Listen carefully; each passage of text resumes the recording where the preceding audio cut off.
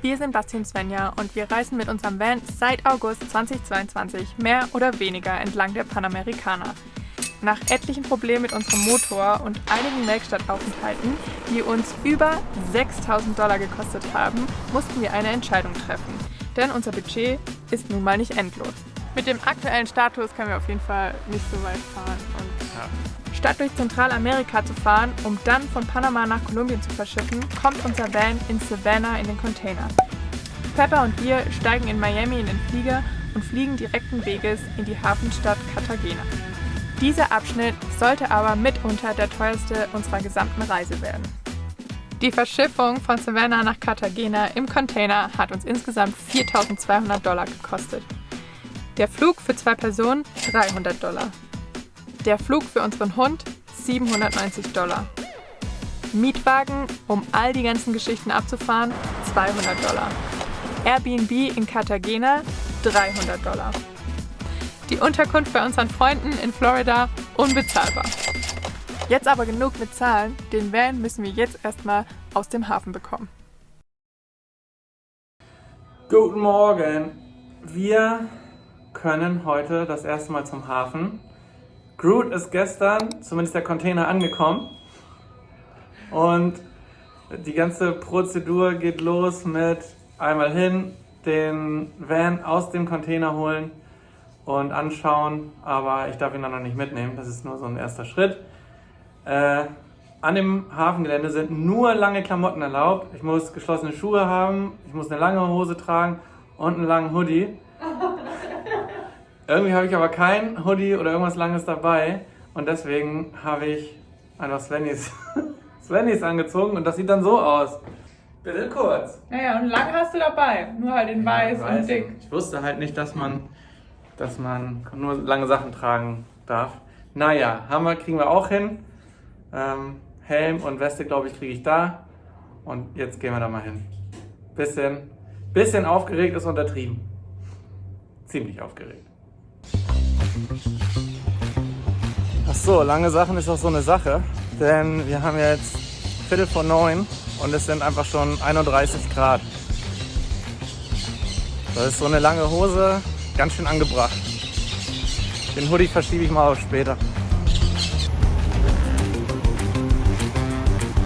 Zieh mal an das Ding. Sieht man wenigstens nicht die Jacke.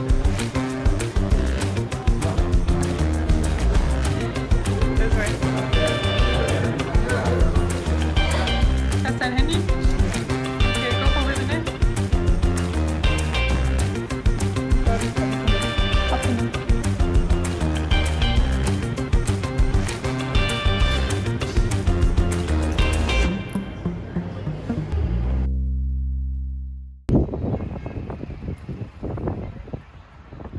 Also ich warte jetzt schon ein bisschen länger. Die 2, mit denen ich hier bin, die haben schon einmal von einem Flatrack den Sprinter runtergeladen und den Pickup aus dem Container geholt. Da wird jetzt noch das Boot dazu abgeladen und dann als dritter bin ich dran.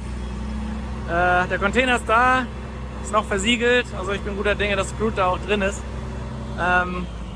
Und irgendwie hat einer von den 2, der auch Spanisch spricht, gerade so ein bisschen verhandelt, dass wir eventuell heute schon den Van wieder kriegen, anstatt erst in 3 Tagen. Aber irgendwie habe ich es noch nicht so ganz richtig verstanden, was los ist. Das finde ich hoffentlich gleich raus und ansonsten brutzle ich hier weiter in der Sonne.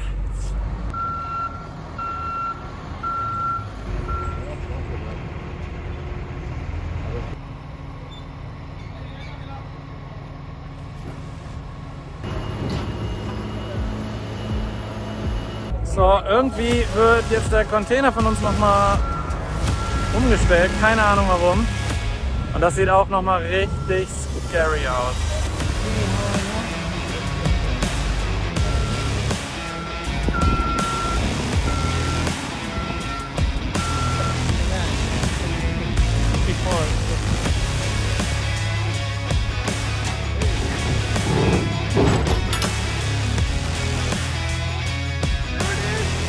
Er ist da.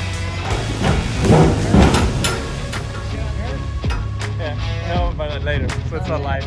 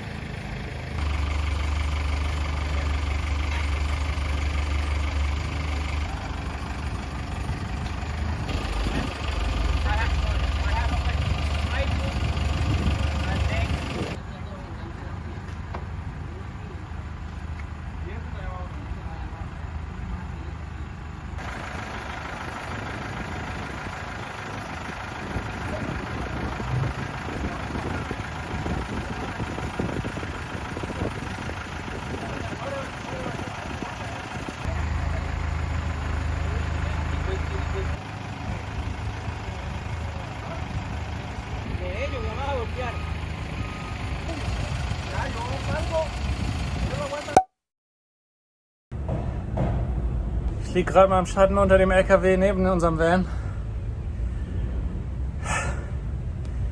Also Roof Rack ist drauf. Ich habe gerade oben auf dem Roof Rack die Schrauben angezogen. Da sind 45 Grad gefühlte und ich bin irgendwie schon leichten Schwindel. Frank hat mir gerade netterweise nochmal ein Wasser vorbeigebracht, was ich gut gebrauchen kann. Die Luftfederung ist dran. Leider hat sich beim Roof Rack eine Schraube verkantet, obwohl er meinte, er sitzt drin, sitzt nicht drin. Das habe ich leider jetzt ganz am Schluss erst gesehen. Das heißt, irgendwie müssen wir nochmal das ganze Roof Rack anheben und richtig fixieren. Aber nicht heute. Die Reifen, die brauchen jetzt noch Luft. Das fülle ich jetzt noch rein. Dann gehe ich mal wieder nach vorne und frage, was die Lage ist.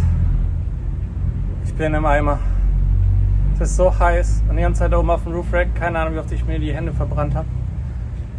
Nicht die richtige Temperatur für sowas. Basti wahrscheinlich gerade im Container schwitzt, darf ich hier im akklimatisierten Winterbi warten.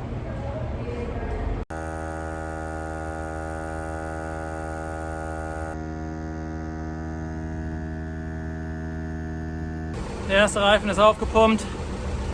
Bei dem Wetter wird der Kompressor auch so übertrieben heiß. Das heißt, ich muss noch zwischen jedem Reifen ein bisschen warten. Ich sehe aus, wie weiß ich auch nicht. Oh, ich kann schon fast nicht mehr aufstehen, weil mir dann sofort schwindelig wird. Aber wir wollen ja nicht meckern. Wir wissen ja, wofür wir was machen. Peppi und ich, wir sind jetzt wieder zurück. Ich habe mich auch umgezogen. Ich war vom Rückweg so durchgeschwitzt, deswegen kann ich mir überhaupt nicht vorstellen, wie es Basti geht. Ich habe nur kurz mit ihm geschrieben, weil ich erst hier jetzt im Apartment wieder Wi-Fi hatte und er hat die SIM-Karte, aber sein Handy, da ist der Akku jetzt leer. Also keine Ahnung, was da gerade vor sich ging oder was da vor sich geht. Der ist jetzt auf jeden Fall schon sehr, sehr, sehr lange weg und ich fühle mich gerade ein bisschen hilflos, weil ich überhaupt nicht helfen kann und einfach nur hier warten kann.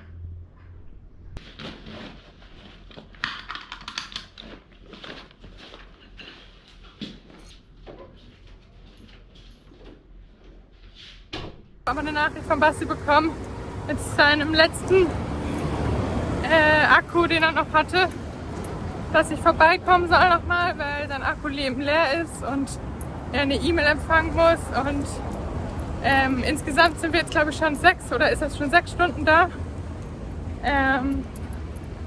Ja, deshalb habe ich jetzt noch eine Cola und was zu essen besorgt und bin jetzt gleich in 10 Minuten da. Insgesamt ist es eine halbe Stunde Fußweg und ich öle jetzt schon wieder wie so ein... Naja, mal gucken, ob ich den Weg finde ohne Navi. Man kann den Hafen auf jeden Fall schon sehen. Jetzt kann ich auf jeden Fall auch wieder den Weg erkennen. Nach einer kurzen Stärkung ging es für die 3 zum bürokratischen Teil. Nach einem ewigen Hin und Her, was weitere 3 Stunden in Anspruch nehmen sollte, stellte sich heraus, dass bei uns noch Papiere des Verschiffungsunternehmens fehlen. Nach 10 Stunden also am Hafen müssen wir weitere 3 Tage durch das bevorstehende Wochenende auf unseren Van warten. Guten Morgen. Es ist noch relativ früh, 7 Uhr, aber heute ist der Tag der Tage. Ich fahre jetzt ins Büro, bezahle alles für den Van und dann geht's zum Hafen. Groot abholen.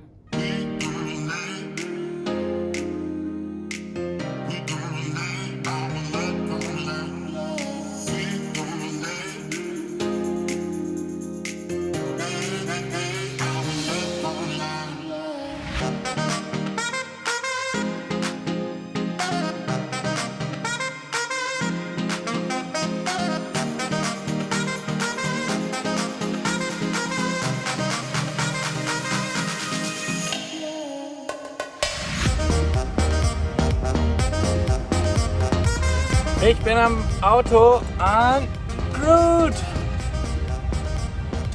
Ich habe die Schlüssel, ich habe aufgeschlossen und jetzt kann ich eigentlich rausfahren.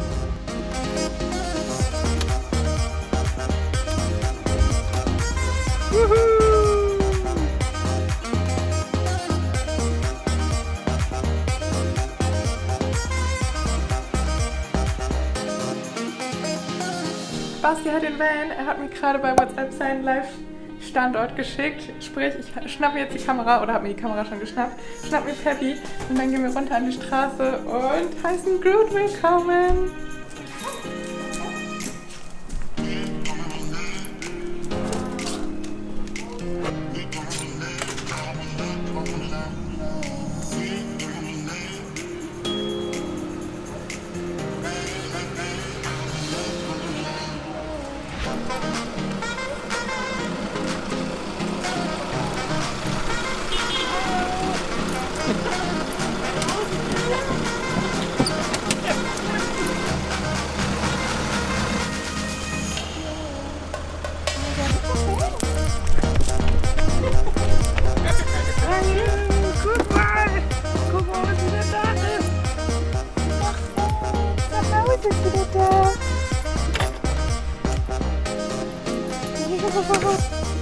Obwohl es super warm hier drin ist, gleich in die Box.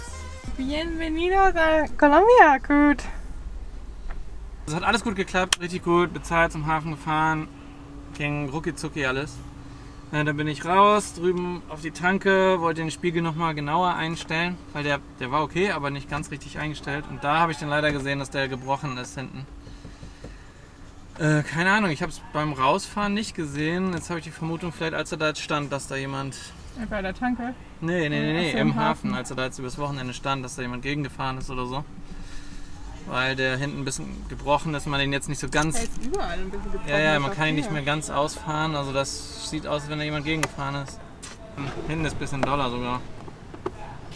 Ist ja richtig kaputt.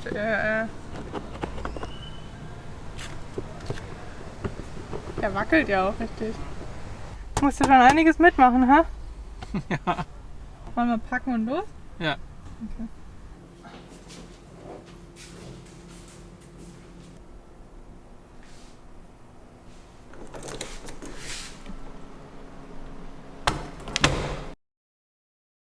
Wir haben jetzt den Van eingeräumt und sind schon komplett nass. Aber wir haben uns jetzt erstmal einen Campingplatz hier in der Nähe gesucht, wo wir alles sortieren können, Sticher sehen, sicher stehen können. Halleluja. Und da geht's jetzt erstmal. Groot is back. Alle Ventilatoren auf Vollgas. Und ab. Ab. Echt? Ja, ist nicht geladen. Obviously. Oh, schick.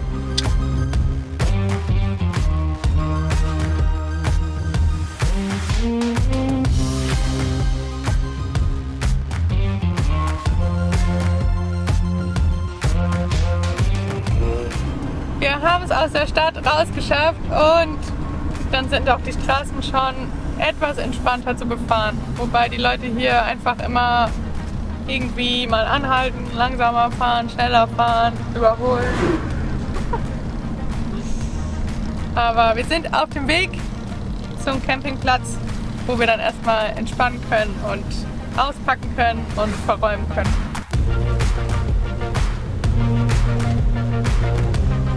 Und abgebogen von der Hauptstraße werden wir direkt wieder ganz schön durchgewackelt.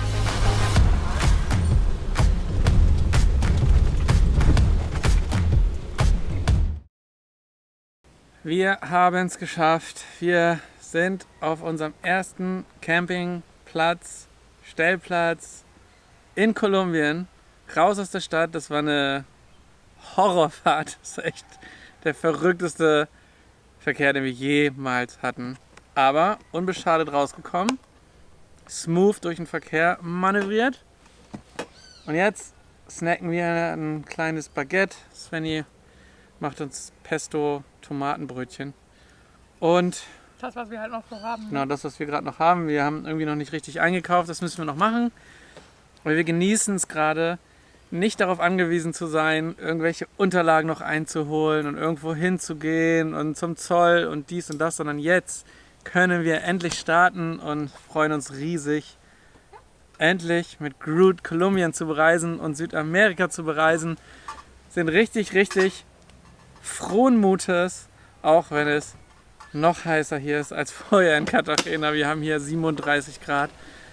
Es ist zu heiß, deshalb versuchen wir so schnell wie möglich irgendwie in kühlere Gefilde zu kommen. Das heißt, morgen werden wir direkt Richtung Berge wahrscheinlich aufbrechen und da freuen wir uns riesig drauf.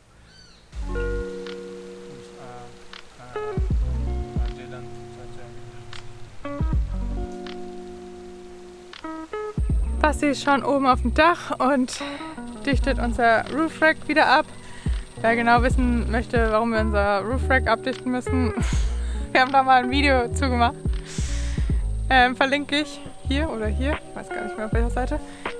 Und ich packe unten unsere Wasserfilter rein, damit wir wieder jegliches Wasser trinken können. Ich hätte nicht gedacht, dass man das noch hässlicher machen kann, als es vorher schon war. Richtig genau von hier unten. Also Leute, Drohnenaufnahmen vom Dach gibt's nicht mehr.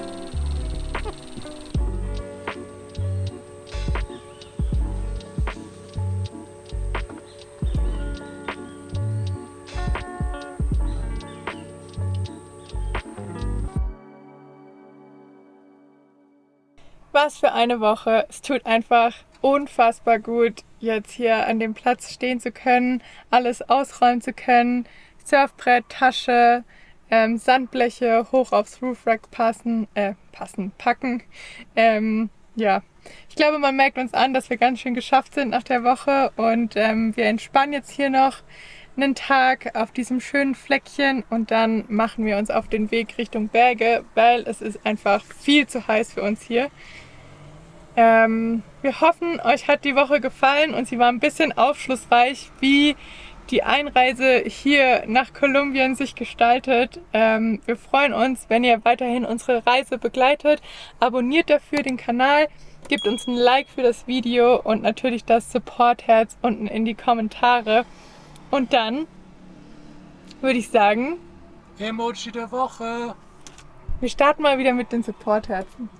Emoji der Woche. Das Emoji der Woche ist auf jeden Fall ein Schiff. So, Basti ist auch glücklich.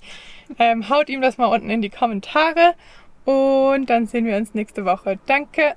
Ende.